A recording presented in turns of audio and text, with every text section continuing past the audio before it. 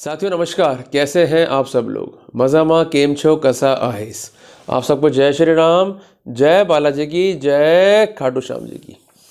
साथियों बेसिकली जो टॉपिक आज मैं डिस्कस कर रहा हूँ, ये टॉपिक नहीं है, बेसिकली हम सबके इमोशंस हैं।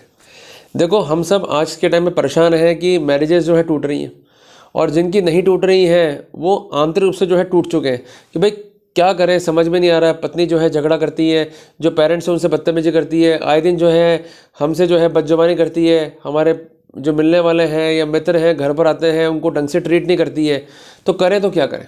क्लियर है भाई। कहते हैं ना, शादी के लड्डू है, जिसने खाया वो भी दुखी, जिसने नहीं खाया वो भी दुखी। खैर वो सब बात की बात है, बट एजेंडा क्या है? How to save Indian marriages, ये बेसिक एजेंडा है। बेसिकली तोड़ने की बात सब करते हैं, पर जोड़ने की बात जो है बहुत कम लोग करते हैं। पर हमें बात करनी पड़ेगी जोड़ने की, तभी बचेगा सनातन। इस बात को दिमाग में सेट कर लेना, क्योंकि वैसे भी हम लोग टूट रहे और टूटते गए तो अल्टीमेटली ख़त्म से हो जाएंगे। तो आप सबका एक ही ऑब्जेक्ट आज के बाद से होना चाहिए कि we will save the Indian marriages at any cost, we will not go for divorce.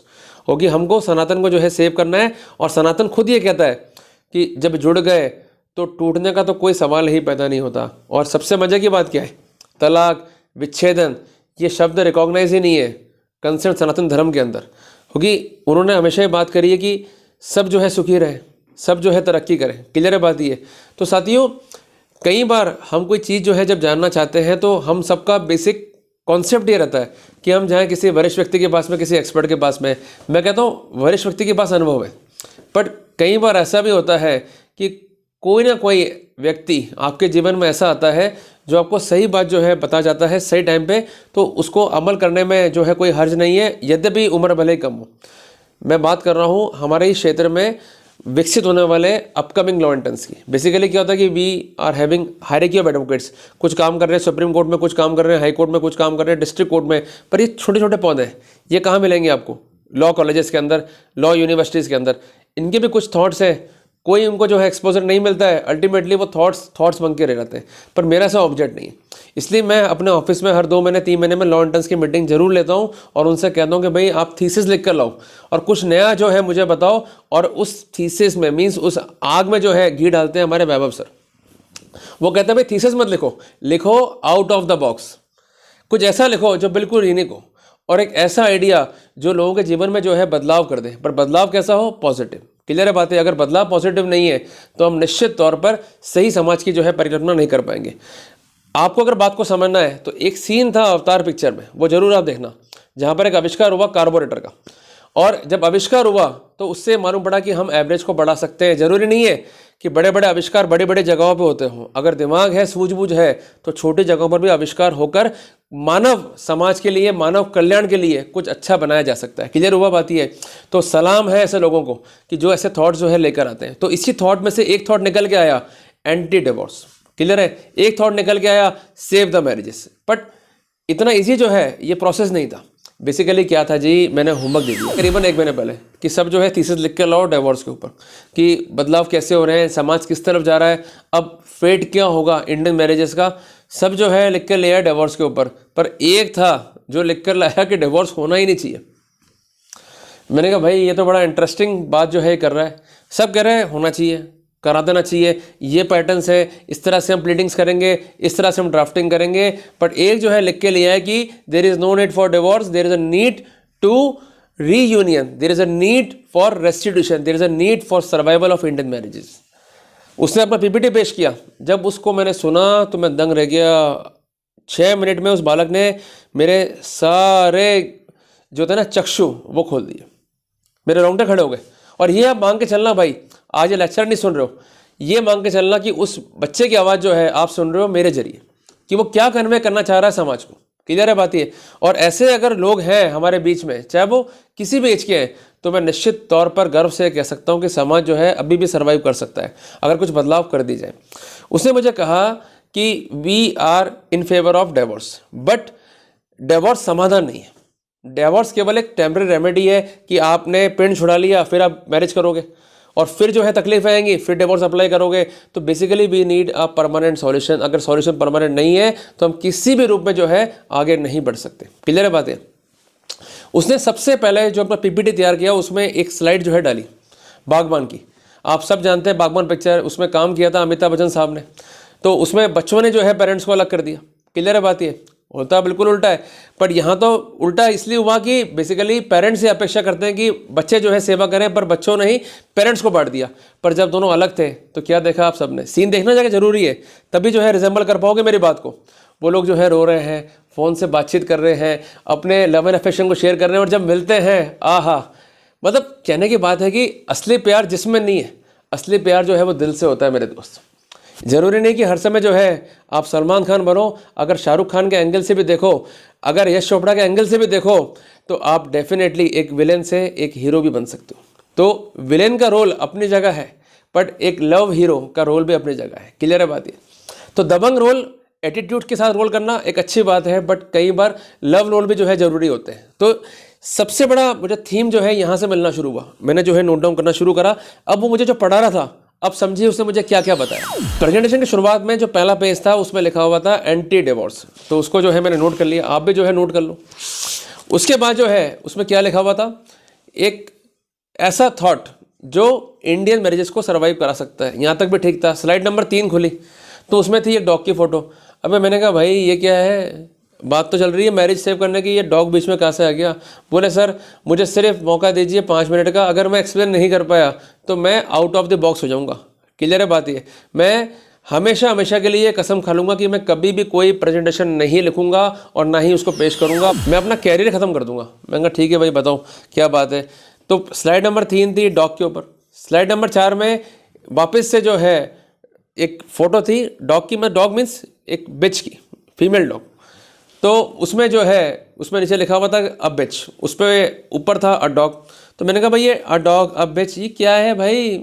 अरे बोले सर आप प्लीज़ मुझे एक्सप्लेन करने दो, मुझे रोको मत, अगर मैं रुक गया ना तो ये रॉकेट सिंह जो है नीचे गिर जाएगा और नुकसान हो जाएगा जी बहुत ज़्यादा। तो मैंने कहा जी ठीक है जी एक्सप्लेन करो जी क्या मैटर है जी, बताओ जी सानू, और सानू दसो भाई किस तरह आप मैरिज सेव कर सकते हैं। तो कहते हैं जी कि एक डॉग है और एक बिच है। तो मैंने कहा हाँ ठीक है। तो मैंने कहा भाई आगे चलो। तो आगे की स्लाइड जो थी उसमें थी उन दोनों की मैटिंग की फ़ोटो। अरे मैंने कहा सत्यानाश, मैंने कहा सुबह सुबह यार क्या दिखा रहा है भाई ऑफिस के अंदर, ये डॉग ये बिच और ये भगवान जाने ऐसे, खैर जो भी है। फिर उसने कहा सर अब चलते हैं अपन नेक्स्ट स्लाइड की तरफ। स्लाइड नंबर 6 पे आई उसके किसी मिलने वाले की फ़ोटो। मैंने कहा अब ठीक है। स्लाइड नंबर 7 पे उसकी वाइफ की फ़ोटो। तो मुझे बोलता है कि देखो आपने अभी तक क्या समझा। मैंने कहा अभी तक मैंने कुछ समझा ही नहीं, अभी तो मैं देख रहा हूँ सिर्फ एक डॉग एक बिच और उनकी मैटिंग की फ़ोटो। फिर एक मेल आ गया एक फीमेल आ गई इंसानों में, और उसके बाद जो स्लाइड थी मैंने रोक दिया भाई। मैंने कहा अब मत लगाना भाई, डर लग रहा है भाई, ये क्या दिखाना चाहते हो भाई। उसने कहा सर जो नेक्स्ट स्लाइड जो है ना वो वाली नहीं जो आप समझ रहे हो, वो है हैप्पी मैरिड लाइफ की। ये दोनों जो कपल हैं पिछले 15 साल से एक साथ में नहीं रह रहे। क्लियर है। पर इनके बीच ऐसा लव एंड अफेक्शन है जो उन पति पत्नियों के बीच में भी नहीं है जो साथ में रहते हैं। यहाँ मेरी खोपड़ी घूम गई। मैंने कहा आप क्या बात कर रहे हो, क्योंकि सर इन्होंने अडॉप्ट करी है कैनल थ्योरी, ऐसा उसका जो है कहना था। मैंने कहा भाई कैनल थ्योरी क्या होती है। उसका कहना था बेसिकली कि अगर 2 लोग एक साथ रहेंगे तो कभी ना कभी फ्री टाइम आएगा, झगड़ा भी करेंगे, अल्टीमेटली वो झगड़ा जो है बड़े बड़े डिस्प्यूट्स में जो है तब्दील होगा, उनके बीच क्वारल होगा, और जो घर वाले हैं वो भी इन्वॉल्व हो जाएंगे। अल्टीमेटली बात जो है कोर्ट कचहरी तक पहुंचेगी और हासिल किसी को कुछ नहीं होगा। झगड़ों में होता क्या बेसिकली, बात छोटी सी होती है और उन्हें कम्युनल बनने में जो है कोई देरी जो है नहीं लगती है। तो बेसिकली अगर इनको दूर रखा जाएगा तो वहाँ पर लव एंड अफेक्शन जो है डेवलप भी होगा और अट्रैक्शन जो है वहाँ पर पैदा भी होगा। मैं अभी भी समझ नहीं पा रहा हूँ भाई, धीरे धीरे समझाओ, सही तरीके से समझाओ ताकि मुझे जो है बहुत क्लियर हो। उसका कहना ये था बेसिकली एक लड़की है उसके अपने पेरेंट्स हैं, एक लड़का है उसके अपने पेरेंट्स है, लड़की भी एजुकेटेड है लड़का भी एजुकेटेड है। अब प्रॉब्लम ये होती है कि जब लड़की आती है ब्याह के अपने ससुराल तो 3-4 दिन 5 दिन सब कुछ ठीक चलता है। जब कोर्ट शीट पीरियड में होते हैं तब कोई दिक्कत नहीं है। जब ब्याह के हो जाती है 4-5 दिन बाद उसका झगड़ा शुरू होता है उसकी सास से। मैंने कहा डेफिनेटली बात सही है। फिर जो दूसरे घर वाले हैं कुछ समझाते हैं तो उसको लगता है इंटरफेयर कर रहे हैं। फिर वो शिकायत करती है पति से, पति उसकी सुनता नहीं है, या उसको लगता है पति जिसका पक्ष जो है वो नहीं रख पा रहा या अपने पेरेंट्स से नहीं लड़ पा रहा, तो अल्टीमेटली जो है वो अपना मुंह बना के जो है बैठ जाती है। फिर वो पति उसको समझाता है, मनाता है और कई बातें करता है। अल्टीमेटली फिर उसकी जो माँ जो है वो रूठ जाती है, तो माँ और पत्नी के बीच में जो है पति फंस जाता है। फिर अल्टीमेटली हम लोग डिवोर्स फाइल करते हैं, और डिवोर्स में चाहे वो म्यूचुअल हो चाहे वो एक कॉन्टेस्टिंग डिवोर्स हो, हम एक बात को लिखते हैं कि देयर इज़ नो कोलिजन, कि इनके बीच जो है दुर्भिसंधि नहीं है। जबकि लिखना क्या चाहिए कि दुर्भिसंधि को पैदा करो। अगर नहीं है तो पैदा करो, नहीं है जिस कारण डिवोर्स हो रहा है, पर वो संधि कैसे होगी, वो होगी बाय द वे ऑफ एक म्यूचुअल एग्रीमेंट। बेसिकली देखो, बात सुनने में आपको लग रही होगी इम्प्रैक्टिकल, बट प्रैक्टिकल वे में इसको लेके चलना पड़ेगा अब अगर मैरिज सेव करनी है। क्योंकि देखो, समय बीतने के साथ साथ जब कारों के इंजन चेंज हो गए यार, और आज हम बैटरी तक पहुंच गए, और कई गाड़ियां तो ऐसी है कि चल रही सौर ऊर्जा से, तो वो चेंज हुए ना, तो हमको ये कॉन्सेप्ट भी जो है चेंज करना पड़ेगा, हमको कैनल थ्योरी पे आना पड़ेगा, और हमको शिक्षा लेनी पड़ेगी जानवरों से कि जैसे वो सर्वाइव कर रहे हैं और अपने सेक्स को, अपने मैटिंग्स को, अपने लव एंड अफेक्शंस को प्रॉपरली एंजॉय कर रहे हैं, इसी तरीके से अगर इंसान भी चाहे तो प्रॉपरली जो है एंजॉय कर सकता है अपनी मैरिटल लाइफ को। उनका कहना सिंपल सा ये था मेरे इंटर्न का कि जब हम एक कोर्टशिप पीरियड में होते हैं, आप लोग कॉलेज में होते हो, तो लव एंड अफेक्शन डेवलप आपके बीच में होता ही नहीं होता। आप खुद सोचो इस बात को, और इतना लव एंड अफेक्शन कि आप पढ़ाई तक को भूल जाते हो। लोग कहते हैं कि आवारागर्दी जो है आसान है, पढ़ाई करना जो है मुश्किल है, पर मैं कहता हूँ कि पढ़ाई करना आसान है, आवारागर्दी करना बहुत मुश्किल है। क्योंकि पढ़ाई में तो क्या, किताब चाहिए आपको, पढ़ लिए। आवारागर्दी में तो एक लड़की चाहिए, फिर बाइक चाहिए, फिर आपको पूरा मतलब अपना जो होता है ना कपड़ा और पूरा पैसा लत्ता सब चाहिए उसको मैनेज करने के लिए, वो चीज़ ज़रूरी नहीं है यहाँ पर। जबकि पढ़ाई करोगे तो घर वाले शाबाशी और देंगे आपको, आवारागर्दी करोगे तो घर वाले बोलेंगे ये कहाँ इधर उधर जो है मुंह मारता रहता है। क्लियर ना बात ये।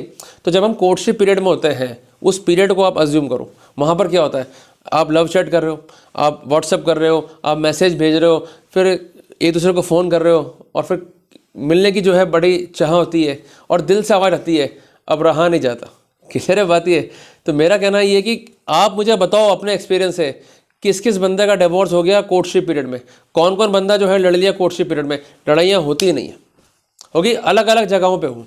अब जब एक जगह पे आप आ गए, एक छत के नीचे आ गए, तो उसके विचार कुछ अलग होंगे, आपके विचार कुछ अलग होंगे। जब विचार भिड़ेंगे तो अल्टीमेटली डिस्प्यूट वहाँ क्रिएट होगा ही होगा।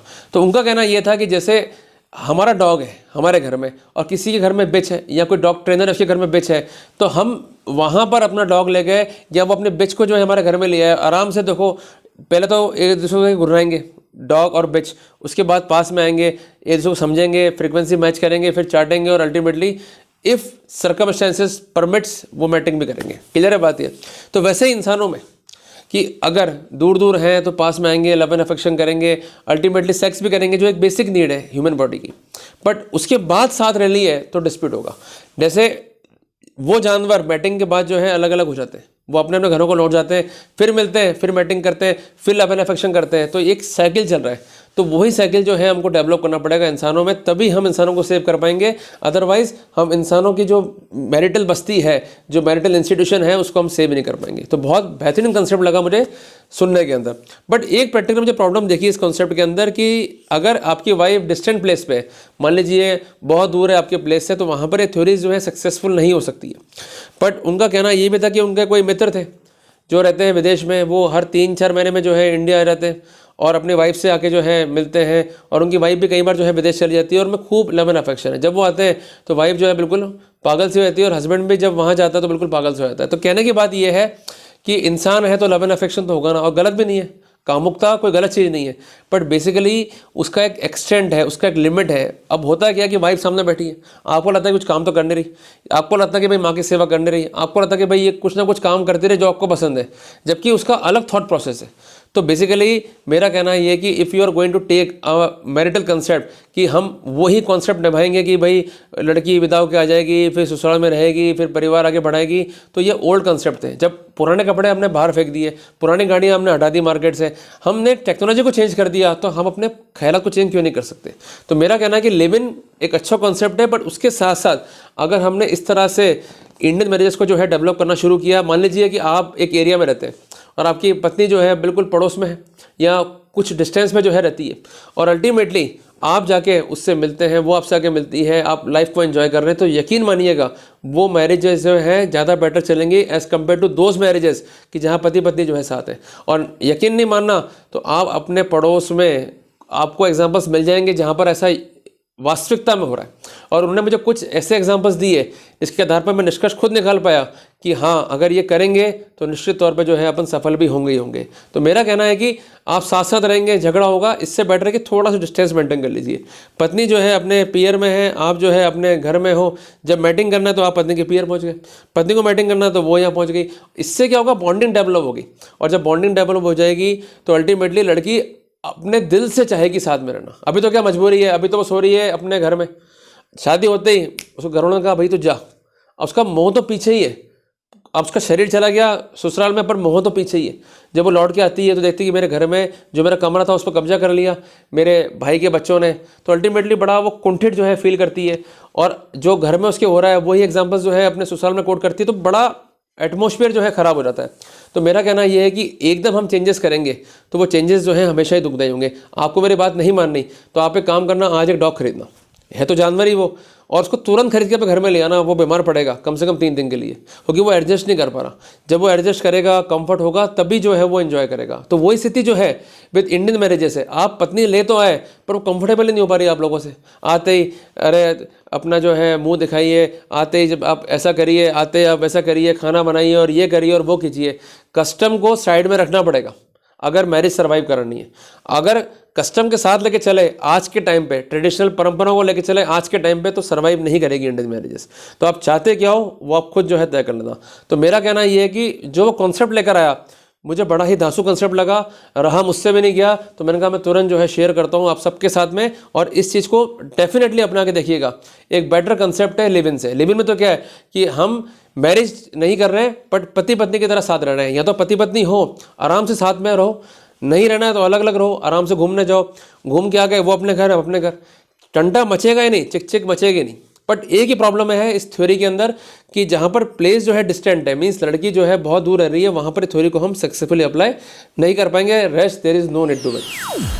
अब साथियों मोटी मोटी बात है कि हमने भी तो कई ट्रेडिशंस छोड़े हैं ना। अभी लड़कियां पहले चूड़ा पहनती थी हाथ में, अब चूड़े उतार दिए, मांग में सिंदूर नहीं भरती है, वो ससुराल में रह रही है, पति जो है बाहर नौकरी कर रहा है। तो कॉन्सेप्ट चेंज हुए ना सोसाइटी के अंदर। तो जब चेंजेस हैं तो ये भी बदलाव है, पर ये बदलाव पॉजिटिवनेस की तरफ है, कोई नकारात्मक चीज़ नहीं आ रही है। तो लिव इन में जाओगे तो उसमें लफड़ा वही है कि वो आप मैरिड नहीं हो, फिर कई तरह की आपत्तियाँ रहती है। यहाँ तो आप मैरिड हो गए, पत्नी अपने घर में रह रही है, आप अपने घर में रह रहे हो, और वहाँ पर कोई दिक्कत जो है अपने को नहीं आनी है। तो कुल मिला के ये जो कॉन्सेप्ट है मुझे लगा कि अब जो मैरिजेस करेंगे लोग उनके लिए बहुत बेटर है। तो कुल मिला के दुर्भिसंधि नहीं करने की बजाय दुर्भिसंधि जो है कर लेनी चाहिए आप लोगों को, और इस तरह के एग्रीमेंट्स लिखकर अपनी मैरिज को सर्वाइव कराना चाहिए और बॉन्डिंग्स को डेवलप करो, फिर देखो मज़ा कितना आएगा। और अगर बॉन्डिंग डेवलप नहीं करी आपने तो फिर कोई मज़ा नहीं। और एक आखिरी एग्जाम्पल लेता हूँ मैं, जिन जिन लोगों के घर में पेट है, जब आप लोग रात को पहुंचते हो अपने घर पे थके आ रहे हैं, क्या करते हैं पेट, वो देख के मुंह बनाते हैं आपको, बिल्कुल लिपट जाएंगे आपसे, क्लियर है। और आप घर में बैठे रहो तो वो ठीक है समझ लेंगे भैया तो आदमी कैजुअल है, क्या मिलना। फिर भी लव एंड अफेक्शन तो है, बट वो लव एंड अफेक्शन नहीं होगा जो आपके बाहर से आने पर उनको होगा, क्लियर है, और आपको उनसे होगा। तो मेरा कहना ये है कि प्रेम जरूरी है, बट प्रेम में भी जो है विराम जरूरी है। अगर विराम नहीं है तो प्रेम को जो है हम नहीं निभा पाएंगे, क्लियर है बात ये। तो जल्दी मिलते हैं पर एक नए टॉपिक के साथ। टिल देन जय हिंद, जय भारत।